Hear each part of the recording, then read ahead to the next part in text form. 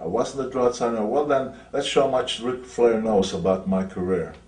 I went to San Francisco, and Ray Stevens and I sold out the Cow Palace. Okay, not once, but several times.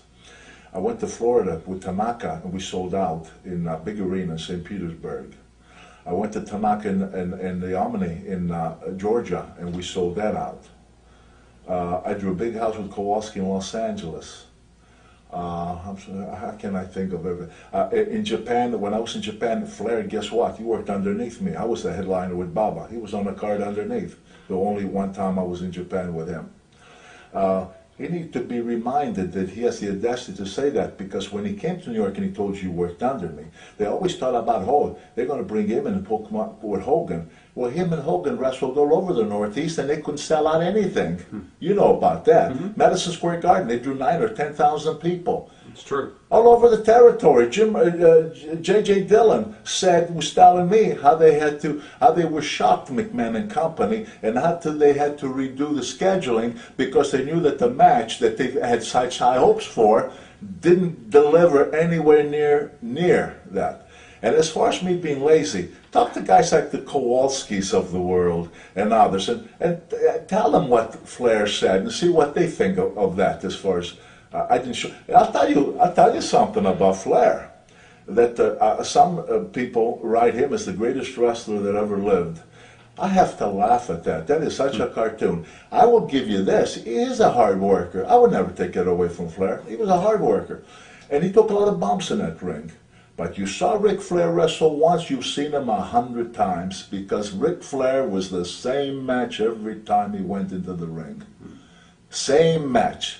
Bruno Sammartino may have not been the most talented guy in the world, but I'll tell you what he was. If he wrestled a Bruiser, Brody, or Kowalski, he could be a brawler. If he wrestled Hans Mardier, he was a wrestler. If he wrestled Ray Stevens, high spots galore. Same with other guys like Cicluna, with Koloff, and many others. I went into that ring and not be repetitious, because I've seen guys with, I won't mention a bunch of names, that were repetition. I thought there's something wrong with this picture. How can you come back month after month or whatever and be so much the same? So I was a wrestler one time, I was a great high spot guy another time, I was a brawler another time, and I was a strong man another time. It depends. And by doing that, I really believe that's why I had such a long career and a successful career. When I quit this business, we were selling out all over. How long has Ric Flair been selling out all over? When's the last time he ever sold out all over? It's been a while. You know, so I mean, for him to say just in the Northeast, well, where was he big at then? He certainly wasn't big in the Northeast. You know, I know he was in the Carolinas. Right. You know, I won't take it away from him. But for him to say, like me, Northeast, but him and everybody else everywhere. When I went from New York to San Francisco, or to Los Angeles, or to Tucson, or to Phoenix, or to Atlanta, or to Florida, I went as the headliner. When Ric Flair came to New York from the Carolinas, he came to wrestle Pete Sanchez in the preliminary. I mean, what does that tell you? I went from New York as a headliner in all these other territories. They came to New York as preliminaries because they weren't big enough to be the headliner in New York or any of the surrounding towns in New York. So, you know, Ric Flair has got a lot of guts saying what he says, a lot of guts, because if there's a guy, and I'll give you that, the hard worker, no question about it, the bump man, no question about it, but you want to talk about who's a one-way, you know, repetition-wise, he's it. You've seen him once, you've seen him 100 times. That's Ric Flair.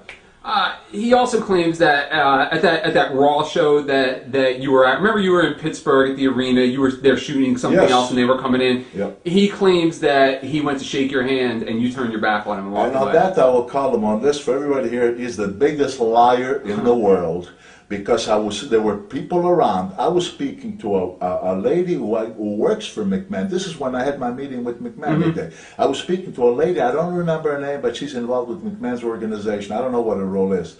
But they said hello to me, and somebody from the arena. I was speaking to them, and along with me was Marty Lazaro, my attorney. In fact, his father, who since passed away, unfortunately, was there, and a few other people. When I was talking to these people, I happened to look, and I saw Ric Flair about 20, 25 feet from me. I turned around, started walking toward him, and he turned around like a little boy and he took off.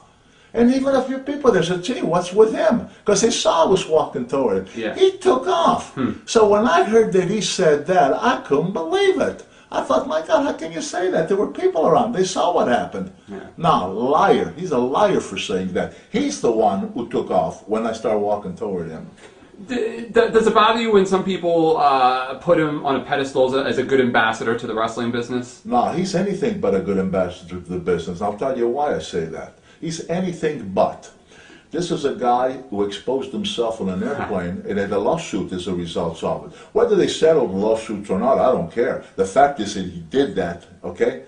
Number two, he was known, and I never saw this, but I've had plenty of guys who told me that he did this on a regular basis. Go and jump on a bar and moon everybody in the place. That's a great ambassador to the business. This is a guy who was almost arrested for not paying income tax. Okay, and Crockett had to work out deals, whatever he did then. And I understand he got into a similar jackpot again. Okay, this is a guy who, I don't know if this is correct because I didn't hear it firsthand, but this is a guy who understand even wrote or bragged about other affairs, even though he was married. So this is what you want to call a great ambassador to the game? I don't know. Times have changed. I wouldn't see it that way.